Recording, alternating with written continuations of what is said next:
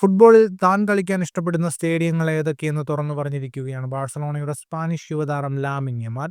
ലിവർപൂളിന്റെയും Manchester യുണൈറ്റഡിന്റെയും home ഗ്രൗണ്ടിൽ കളിക്കാൻ താൻ ആഗ്രഹിക്കുന്നുവെന്നാണ് സ്പാനിഷ് താരം പറഞ്ഞത്.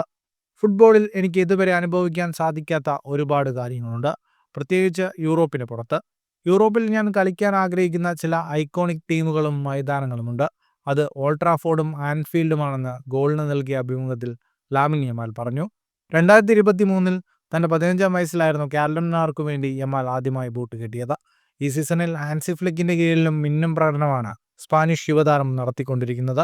നിലവിൽ ലാലിഗ പോയിന്റ് ടേബിളിൽ 1-ാം സ്ഥാനത്താണ് ബാഴ്സലോണ. 34 മത്സരങ്ങളിൽ നിന്ന് 25 വിജയവും 4 സമനിലയും 5 തോൽവിയും അടക്കം 79 പോയിന്റാണ് ഹാൻസി ഫ്ലിക്കിന്റെയും സംഘത്തിന്റെയും കൈവശമുള്ളത്.